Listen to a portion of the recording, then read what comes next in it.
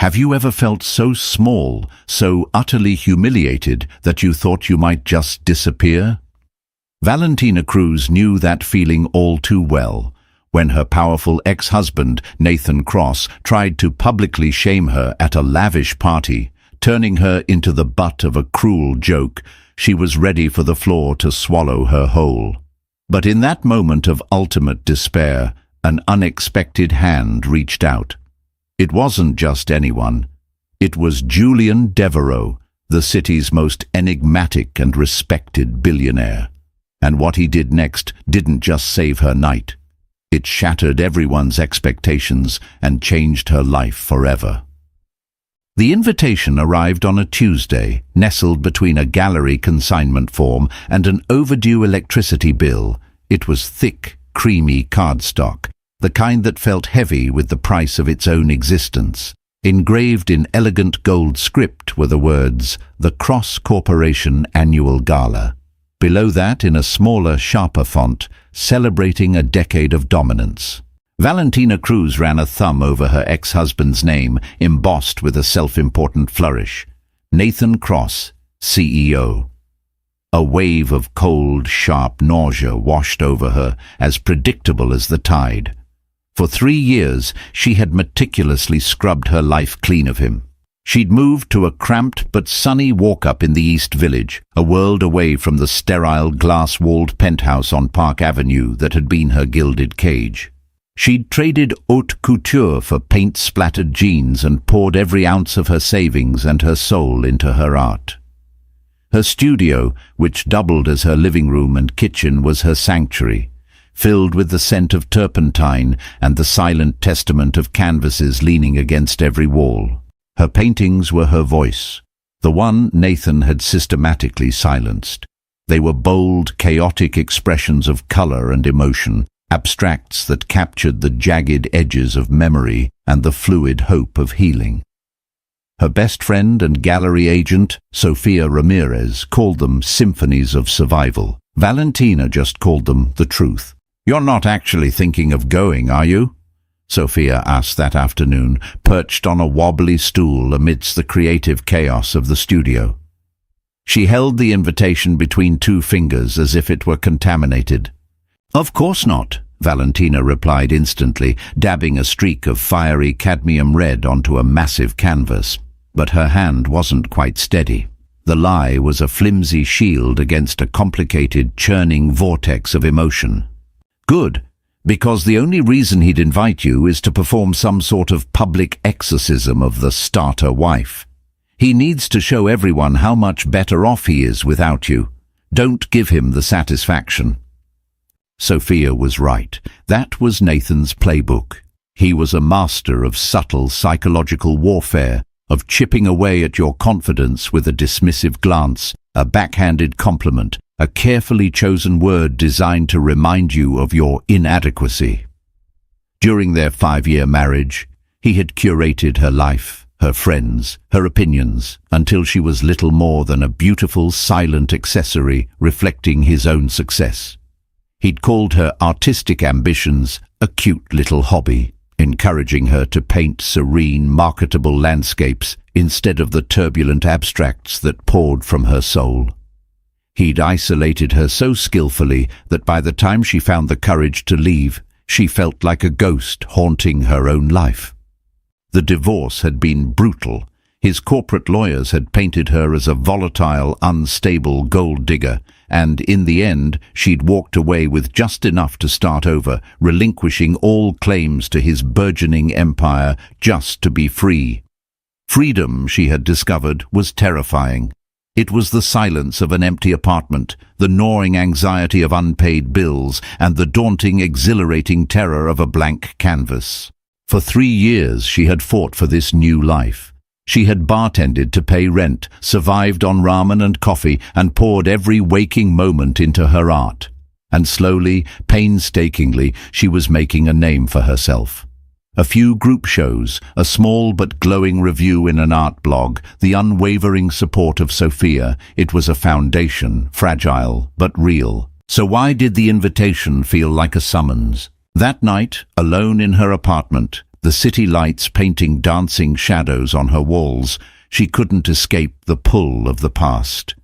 It wasn't about Nathan, she told herself. It wasn't about wanting him back or caring what he thought. It was about the woman he had tried to erase. The Valentina who had dreams before him, the one who loved the smell of oil paint more than the scent of expensive perfume. He had tried to shame her in private for years.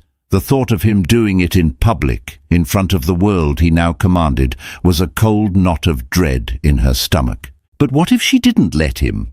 What if she walked into that ballroom not as Nathan Cross's discarded ex-wife, but as Valentina Cruz, the artist? What if she faced the ghost of her past, not to fight it, but to show herself that it no longer had any power over her? The idea was terrifying. It felt like walking willingly into a lion's den, armed with nothing but a paintbrush. She looked at the canvas she'd been working on, the vibrant slash of red like a defiant wound. For years she had painted her pain, her anger, her recovery. It was all there, raw and honest. But she had done it from the safety of her studio. She had been healing in the shadows. Maybe, just maybe, it was time to step into the light. Not for Nathan, not for the glittering, judgmental crowd that would be there, but for the woman staring back at her in the faint reflection of the window. A woman smeared with paint and exhaustion, but a woman who was, finally, undeniably, her own. The decision settled not with a crash, but with a quiet, steely resolve. She would go. She would wear her scars not as a mark of shame, but as a testament to the battles she had won. The lobby of the St. Regis Hotel was a symphony of hushed opulence. Marble floors gleamed under the soft glow of crystal chandeliers, and the air was thick with the scent of lilies and money. Valentina felt a pang of a past life, a phantom limb ache for a comfort she had once known and now reviled. She had chosen her armor carefully, a simple floor-length gown of deep emerald silk. It was elegant but understated, a stark contrast to the diamond-encrusted brand-name confections worn by the other women gliding past her. Her only jewelry was a pair of silver earrings she'd made herself, shaped like abstract painters' palettes. Her stomach was a knot of anxiety. Every instinct screamed at her to turn around, to flee back to the messy, paint-stained safety of her apartment. But she forced her feet forward, handed her coat to a waiting attendant, and walked toward the grand ballroom. The room was breathtaking, a cavern of gold and light with panoramic views of the glittering Manhattan skyline. It was a world she had once belonged to, yet she had never felt more like an intruder. Heads turned as she entered. Whispers followed her like a trail of smoke, the discreet murmurings of New York's elite. "Is that? I thought she'd moved to Oregon or something. My God, what is she doing here?" She kept her chin high, her gaze fixed on a point just above their heads, and made her way to the bar. A glass of champagne felt less like a celebration and more like a necessity, its cold bite a welcome distraction from the tightening in her chest. And then she saw him. Nathan Cross stood at the center of the room, a king in his court. He was exactly as she remembered, yet somehow more polished, more formidable. His custom-tailored suit fit him like a second skin, his dark hair was perfectly styled, and his smile, that charming, predatory smile, was firmly in place. He was holding court, surrounded by a sycophantic circle of business titans and socialites, all hanging on his every word. Beside him was a young woman, impossibly beautiful and glowing with the unshakable confidence of youth and wealth. Isabella Vance. Valentina knew of her from the society pages. She was the daughter of a real estate tycoon, 24 years old, and Nathan's very public new partner. They made a perfect picture, the powerful CEO and his beautiful pedigreed ingénue. For a moment, Valentina's carefully constructed composure threatened to crack. This was the woman who had replaced her, the woman who fit seamlessly into the life that had nearly suffocated her. She felt a bizarre mix of pity and envy. Their eyes met across the crowded room. Nathan's smile didn't falter, but a flicker of something cold and calculating passed through his gaze. He excused himself from his circle and began to walk toward her, Isabella in tow. The crowd parted for him as if he were Moses, and this was his personal Red Sea. "Valentina," he said, his voice smooth and laced with a condescending warmth that set her teeth on edge. "I have to admit, I'm surprised to see you." "Nathan," she replied, her voice impressively steady. "You sent the invitation? Or did you just have your assistant send one to everyone who ever had the misfortune of being in your address book?" A faint muscle twitched in his jaw, the only sign that her barb had landed. "Always so dramatic," he chuckled, turning to his partner.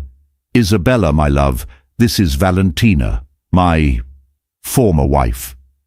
He said the word wife as if it were a distasteful object he'd found on the sole of his shoe. Isabella gave her a smile that was all teeth and no warmth. "It's so lovely to finally meet you. Nathan has told me so little about you."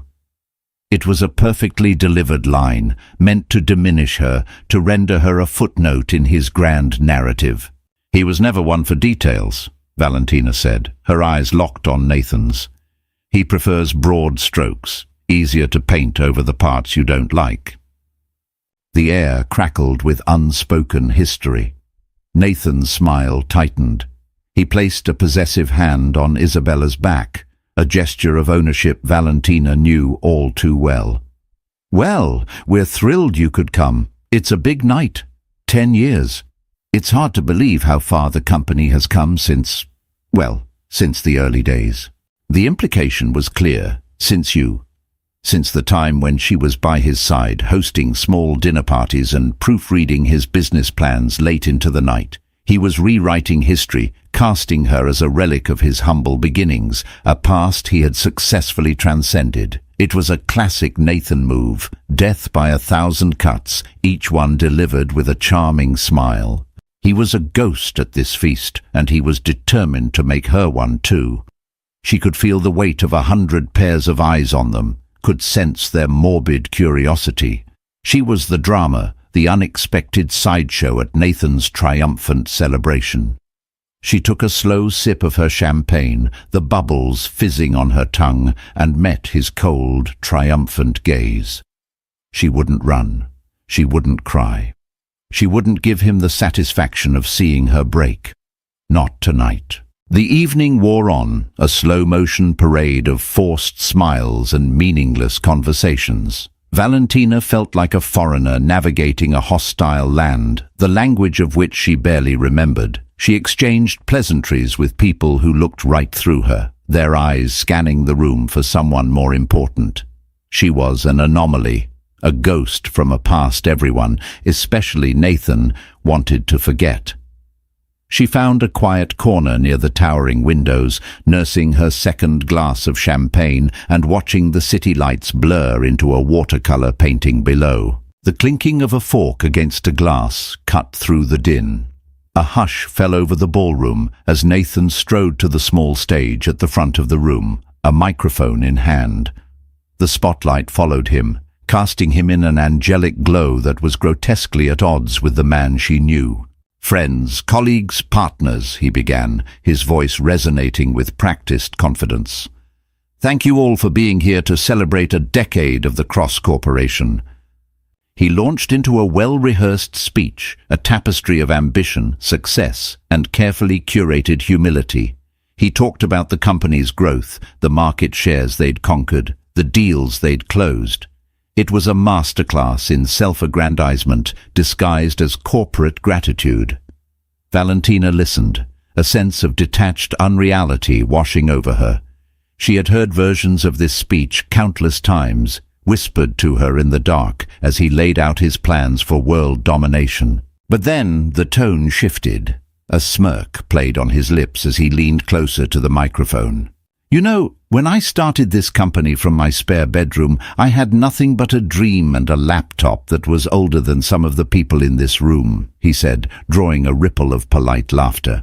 "I had to make sacrifices. We all do, on the road to success. You have to be willing to shed the things that hold you back, the things that can't keep up with your vision. Valentina's blood ran cold. She knew where this was going. "It's like a first car," he continued, his eyes scanning the crowd, a showman working his audience. "You're grateful for it. It gets you from point A to point B when you're just starting out. It's reliable, it's familiar. But you can't drive that old clunker to the Monaco Grand Prix. At some point you have to upgrade. You have to invest in something sleek, powerful, and built for the life you have now, not the one you left behind." The room was filled with chuckles and knowing nods. It was a clever, sanitized metaphor, but to Valentina it was a public stoning. He was talking about her. She was the old clunker, the starter car, the thing he had shed to achieve greatness. She could feel the heat of 100 gazes turning toward her, some with pity, most with a kind of cruel amusement. Her heart hammered against her ribs. The ballroom suddenly felt airless, the walls closing in. This was his checkmate. He hadn't just ignored her or been rude to her. He had woven her into his success story as a cautionary tale, a punchline. He had taken their shared history, their marriage, and twisted it into an anecdote to amuse his wealthy friends and colleagues. He was shaming her, publicly and profoundly, in a way that left her with no recourse. To react would be to prove his point, that she was overly emotional, unstable. To stay silent was to accept the humiliation. Her vision tunneled. The glittering lights, the smiling faces, the skyline outside, it all blurred into a meaningless, painful haze. She had been a fool to come. She had thought she could face him, but she had underestimated his cruelty, his talent for public spectacle. All she wanted was to disappear, to run from this room and never look back. She placed her champagne flute on a passing waiter's tray with a trembling hand and turned to leave, her movements stiff and robotic. She just had to make it to the door, just a few more steps through this gauntlet of staring eyes. But as she took her first step toward the exit, a low, calm voice spoke from just behind her. "Don't give him the satisfaction of seeing you run." The voice was quiet, but carried an undeniable authority. It cut through the fog of her panic. She stopped, her back still to the room, and turned her head slightly. Standing beside her was a man she didn't know. He was tall and impeccably dressed in a dark, tailored suit that was even finer than Nathan's, if such a thing were possible. He had sharp, intelligent eyes, dark hair with distinguished hints of silver at the temples, and a face that was more compelling than handsome. There was a stillness about him, a powerful, self-contained energy that seemed to create its own pocket of calm in the chaotic room. He wasn't looking at her, but at the stage where Nathan was wrapping up his speech to a round of enthusiastic applause. The man's expression was unreadable, but there was a distinct lack of admiration in his eyes. Who are you?" Valentina whispered, her voice hoarse. He finally turned his gaze to her. His eyes were a startling shade of grey, and they held a surprising warmth, an empathy that she hadn't encountered in years. "My name is Julian Devereux," he said simply, "and I believe your ex-husband is a contemptible ass." The name registered with a jolt, cutting through Valentina's humiliation. Julian Devereux. Even in her art-focused, hermetically sealed world, she knew that name. Devereux was a legend in the financial world, a rival to men like Nathan Cross, but of a different breed entirely. He was old money, but had built a New Age empire through shrewd ethical investments in renewable energy and technology. He was notoriously private, rarely photographed, and known more for his massive philanthropic endeavors than for ostentatious displays of wealth. He was everything Nathan pretended to be: respected, genuinely powerful, and utterly self-assured. Nathan was still basking in the applause, shaking hands and accepting congratulations. The spotlight was on him, but Valentina felt as though a different kind of light, a protective one, had just been cast over her. "He's not wrong," she managed to say, the words tasting like ash. "About me, I mean. I couldn't keep up." It was an old, familiar script, one Nathan had drilled into her for years. Julian Devereux looked at her, truly looked at her, and his gaze was so direct it felt like he was seeing past the emerald dress and the trembling facade, right into the core of her. "On the contrary, Ms. Cruz," he said, his voice still low and steady. "From what I've seen, it looks very much like he was the one who couldn't keep up with you." Valentina stared at him, bewildered. "What do you mean? You don't even know me?" A faint, almost imperceptible smile touched his lips. "I know your work. I saw your piece, Phoenix, at the Agora Gallery group show last spring. It was extraordinary, the most compelling thing in the entire exhibition." Her breath caught in her throat. He knew her art, not as Nathan Cross's ex-wife, but as Valentina Cruz, the artist. He had seen a piece that was deeply personal, a raw, explosive canvas of reds, oranges and blacks that depicted her struggle to rise from the ashes of her marriage. For a stranger, especially a man of his stature, to not only have seen it, but to have remembered it and understood it, it was a validation so profound it almost brought her to tears. You saw that? I make it a point to follow emerging artists. Your use of color and texture is remarkable. It's visceral, honest." He paused, his gaze flicking back toward Nathan, who was now laughing boisterously with a group of investors. "It's a language men like him will never understand. They only deal in currency and control." In that moment, Julian Devereux gave her back a piece of herself that Nathan had spent years trying to steal. He saw her value, not as an accessory or a reflection of a man's success, but as a creator in her own right. He offered her his arm. "Allow me to escort you somewhere less toxic. The terrace, perhaps." Nodding, unable to form words, she placed her hand on his arm. The fabric of his suit was cool and smooth beneath her trembling fingers. As he guided her through the throng, the whispers and stares seemed to bounce off an invisible shield he carried. His presence was a quiet rebuke to the entire room. People parted for him not with the fawning deference they showed Nathan, but with a palpable sense of respect. They stepped out onto a wide, stone terrace. The cool night air was a welcome shock to her system, clearing her head. The roar of the city below was a distant, comforting hum. "Thank you," she said, finally finding her voice. "You didn't have to do that." "No one should have to endure that kind of public humiliation," he said, leaning against the balustrade and looking out at the city. It was a cowardly, pathetic display of insecurity. "It was classic Nathan," she said with a humorless laugh. "He's a bully. He always has been. I was just foolish enough to think I was immune now." "Immunity isn't built by avoidance," Julian said, turning to face her. "It's built by exposure and by realizing that the poison they're spewing has no power over you unless you allow it to." They stood in a comfortable silence for a few moments, two strangers sharing an unexpected moment of connection high above the city. Valentina felt the frantic, panicked energy inside her begin to subside, replaced by a tentative calm. He hadn't swooped in to save a damsel in distress. He had simply stood beside her and reminded her that she was not the person Nathan had tried to paint her as. He had seen her strength, her talent, even when she had forgotten it herself. He was an unexpected guardian, not of her body, but of her spirit, and for the first time all night, she felt like she could breathe again. They stayed on the terrace, away from the prying eyes and suffocating atmosphere of the ballroom. The conversation flowed easily, surprisingly so. Julian asked her about her artistic process, her inspirations, the meaning behind the colors she chose. He listened with an intensity that was both unnerving and deeply flattering. It was a stark contrast to Nathan, who would nod along to her explanations about her work, his eyes glazed over with boredom, before changing the subject back to himself.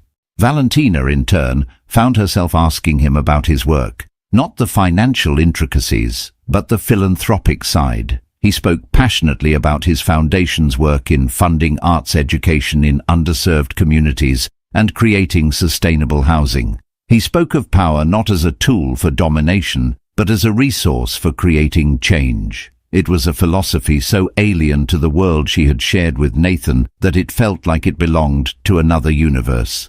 "He resents you because you left," Julian said, his gaze fixed on the distant lights of the Brooklyn Bridge. "Men like him cannot comprehend being the one who is left. It fundamentally contradicts their narrative of being the conqueror, the one who does the discarding." "I wasn't a conqueror," Valentina said softly. "I was a refugee. I just ran." "You escaped," he corrected gently. "There's a difference. Running is chaos. Escaping is a strategy. It requires strength and a belief that there is something better on the other side." His words reframed her entire past. She had always seen her departure as an act of desperation, of weakness. He saw it as an act of strength. The party began to wind down. Muted sounds of music and laughter drifted out onto the terrace. Valentina knew she should leave, but she was reluctant to end the conversation, to step out from under the quiet protection of his presence. "I should go," she said finally. "I have an early start at the studio tomorrow." "Of course," Julian said. "Will you allow me to see you home? I can't imagine you're eager to brave the gauntlet in there alone." She hesitated for only a second before accepting. As they walked back through the now thinning crowd, Nathan spotted them. He was standing near the exit with Isabella, who looked bored and tired. His eyes narrowed as he took in the sight of Valentina on the arm of his quiet, formidable rival.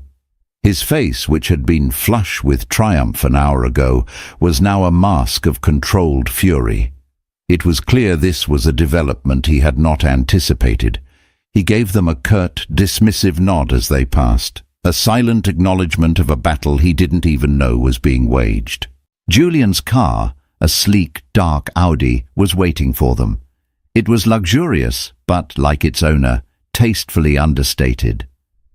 The drive to her East Village apartment was quiet, the city slipping past the windows in a blur of neon and shadow. "Thank you again for tonight," Valentina said as the car pulled up in front of her modest building. "You were incredibly kind." "Kindness is an undervalued commodity, Miss Cruz," he replied, his voice a low murmur in the quiet car. "And please, call me Julian." Valentina. He didn't move to get out of the car, but instead turned slightly in his seat to face her. "Valentina, I wasn't just making conversation on the terrace. I've been following your work for some time.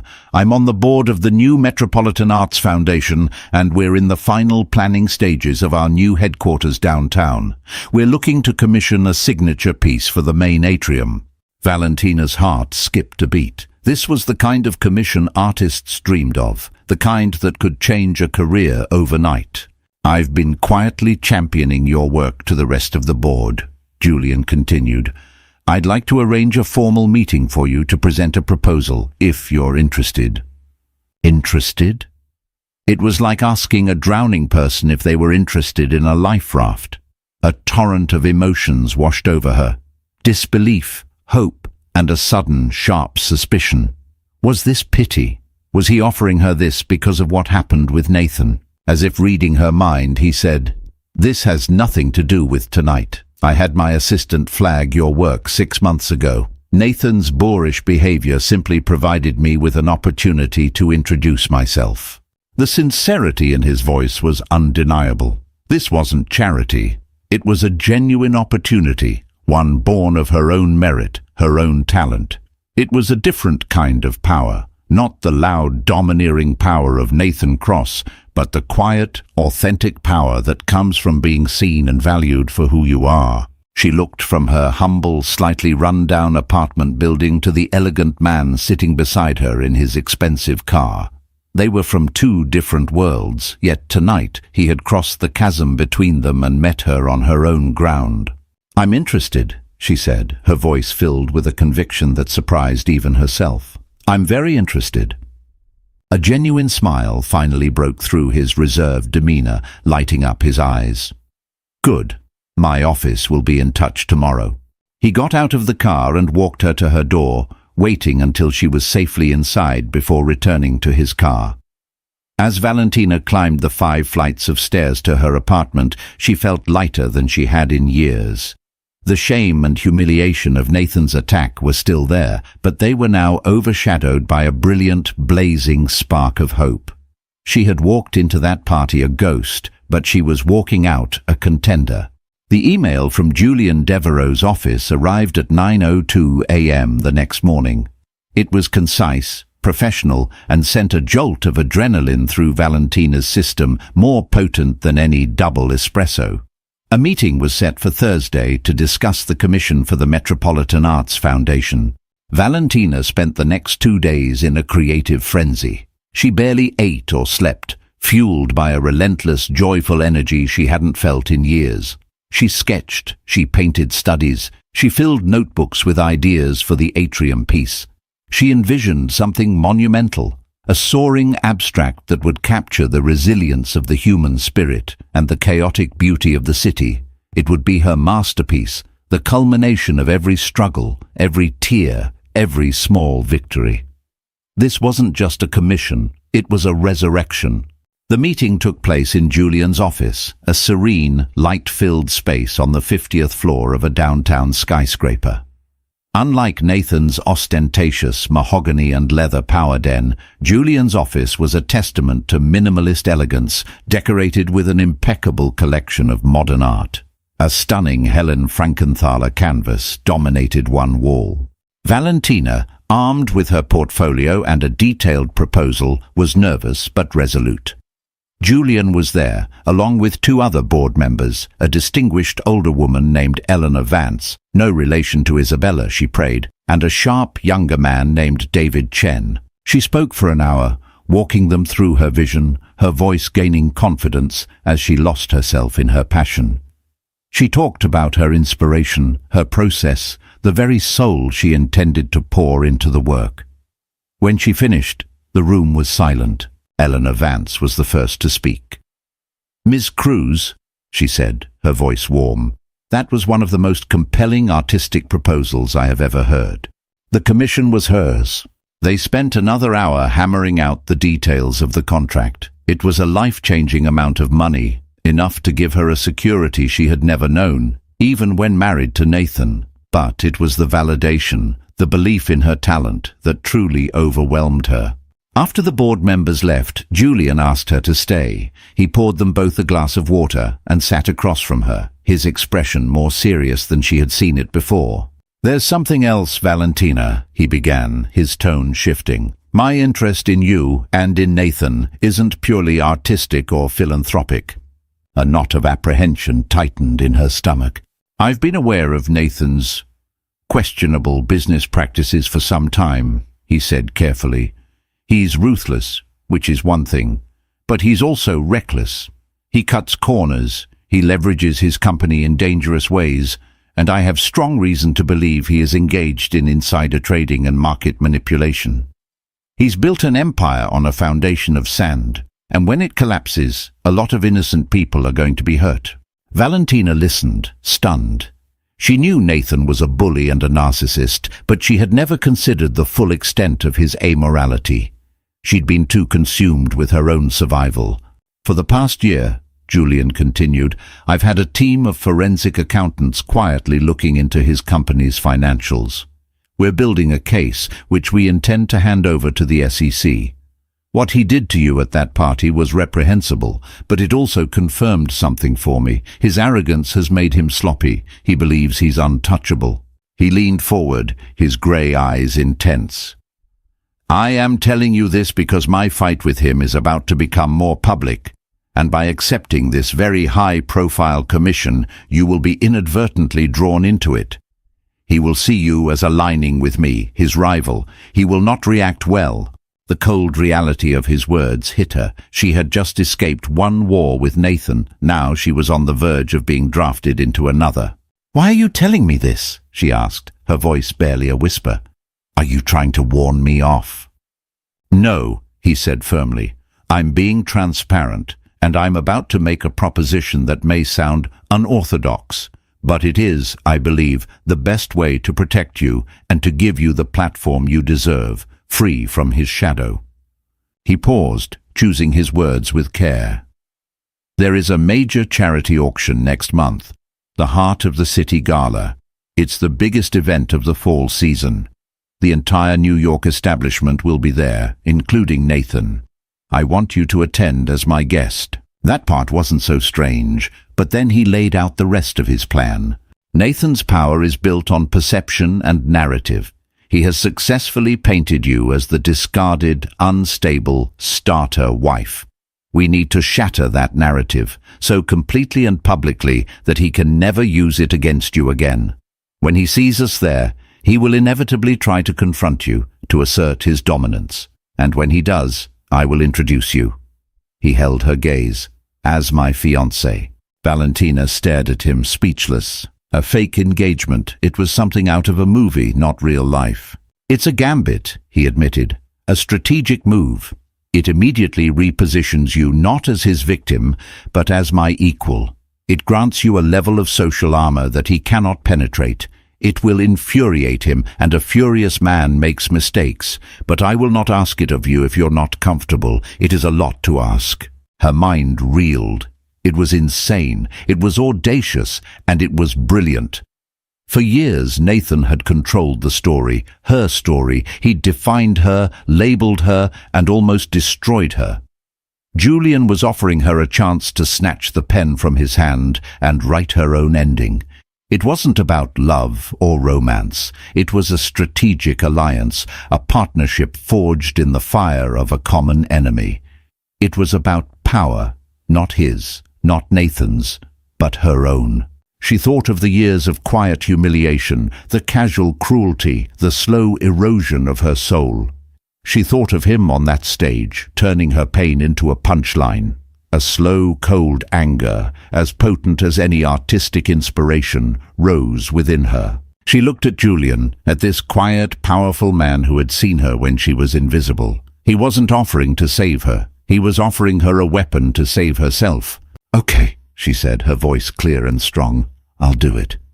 The grand ballroom at Cipriani was a sea of glittering jewels and black tie suits. The heart of the city gala was the social apex of the fall season, and the air buzzed with the low hum of power and influence. Valentina felt surprisingly calm as she entered on Julian's arm. This time she wasn't an intruder or a ghost. She was a guest of honor, in a way. Her armor tonight was a gown of midnight blue that shimmered with every step, a loan from a designer Julian knew. But her real armor was the man beside her, and the audacious plan they were about to execute. They made their way through the room, and the reaction was immediate and profound. Heads turned, conversations paused. Julian Devereux's presence at such an event was rare enough, but his arriving with a woman no one in this circle recognized at first, was an unprecedented event. Whispers followed them, but this time they were not of pity, but of frantic, curious speculation. Valentina spotted Nathan across the room almost immediately. He was standing with Isabella and another couple, a glass of whiskey in his hand. His back was to them initially, but he seemed to feel the shift in the room's atmosphere. He turned, and his eyes found them. The whiskey glass froze halfway to his lips. His easy, confident smile vanished, replaced by a look of pure, unadulterated shock. He saw Valentina, looking more radiant and confident than he had ever seen her, and he saw her on the arm of the one man in the city he could neither intimidate nor buy. His eyes narrowed, the color draining from his face, leaving behind a mottled, dangerous anger. The first part of the gambit was a success. They had his attention. For the next hour they played their parts to perfection. Julian introduced Valentina to a stream of influential people.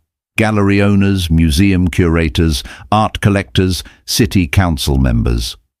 He didn't introduce her as an artist he was patronizing, but as a brilliant contemporary he admired. "Valentina Cruz," he would say, his voice filled with pride. "Her work is going to redefine the New York art scene." She spoke about her upcoming commission for the foundation, and the respect she was shown was immediate and genuine. She wasn't Nathan Cross's ex-wife anymore. She was Valentina Cruz, the artist commissioned by the legendary Julian Devereux. She was, in this world of perception and status, somebody. And with every handshake, every engaging conversation, she felt herself growing into this new role, a role that was, in fact, her true self all along. They were examining a piece of art up for auction when Nathan finally made his move. He approached them alone, having shed Isabella like an unneeded accessory. His face was a thunderous mask, his earlier charm completely gone, replaced by a raw, possessive fury. "Devereaux," he said, his voice a low growl. "I didn't realize you were slumming it with my leftovers." The insult was crude, designed to provoke, to drag them down to his level. Valentina flinched, but Julian's hand rested gently on the small of her back, a silent, steadying anchor.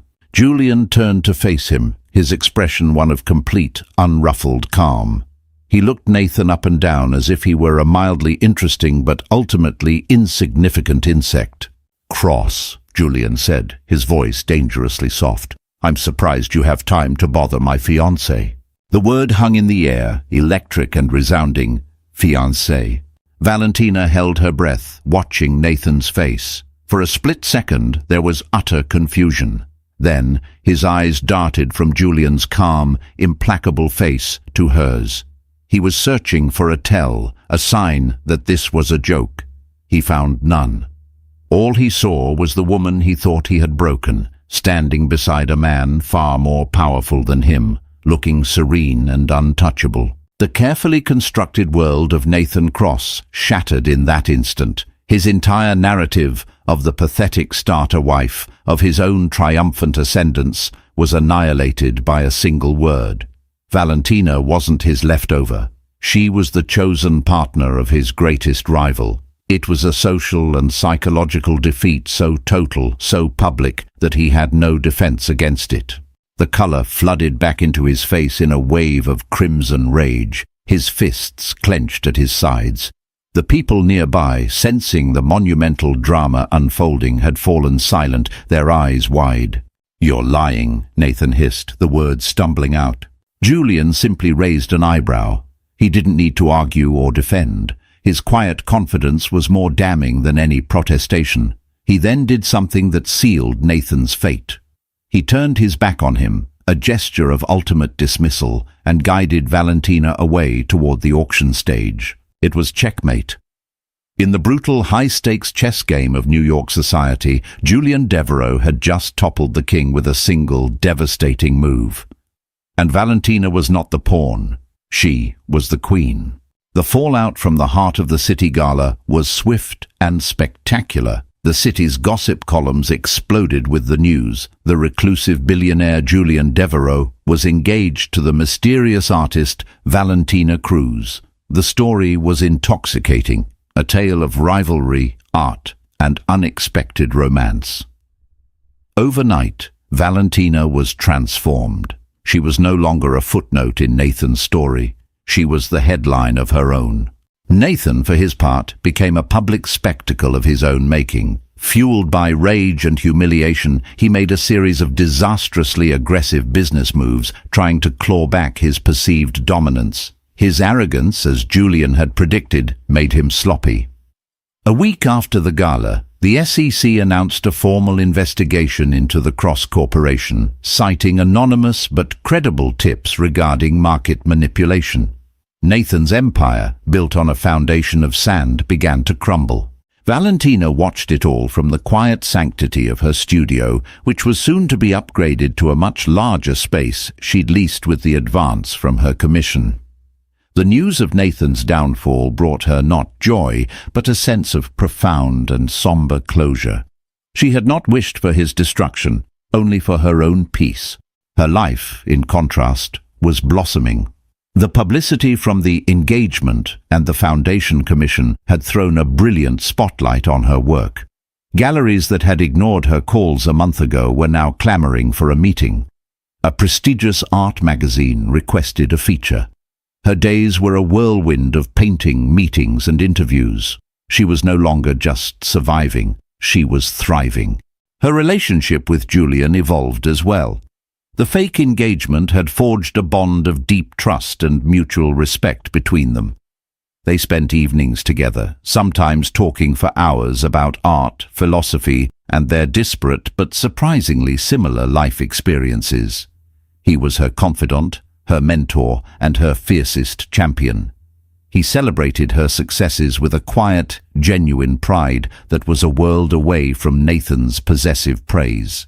One evening they were standing in her new studio, a massive, light-drenched loft in Chelsea. Her commissioned piece for the foundation, a triptych of breathtaking scale and emotional depth, was nearly complete. "Are we ever going to tell people the truth?" Valentina asked, her voice soft as she looked at the swirling colors on the canvas.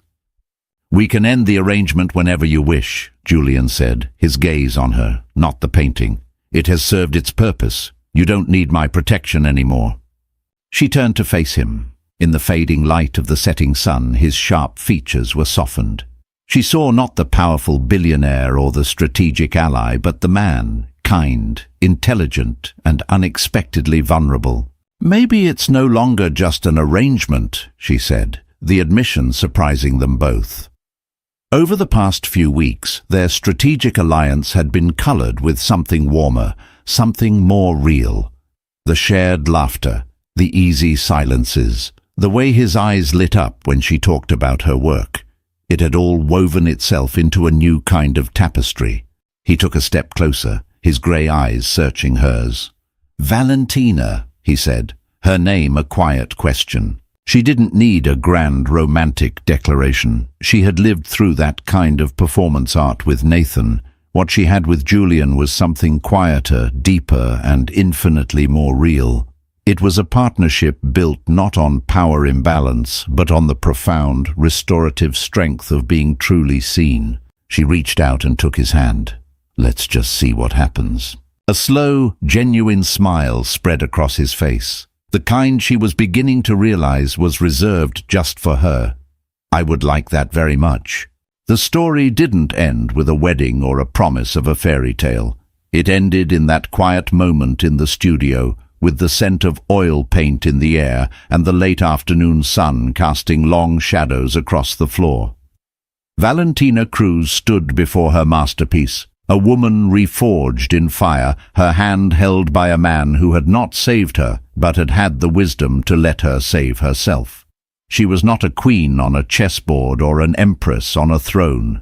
She was an artist, the sole and undisputed master of her own canvas, and her future was a brilliant, unpainted landscape waiting for her next bold stroke. And that's the incredible story of Valentina's journey from being a forgotten past to an undeniable future. It's a powerful reminder that our narratives are our own to write, and sometimes the greatest strength is found in the quiet dignity of reclaiming your own story. If you were moved by Valentina's fight for her identity and her unexpected alliance with Julian, please give this video a thumbs up. Don't forget to hit that subscribe button and ring the bell so you won't miss our next story of betrayal, redemption, and ultimate triumph. We'd love to hear your thoughts in the comments below. Who was your favorite character and why? Thanks for watching, and we'll see you in the next video.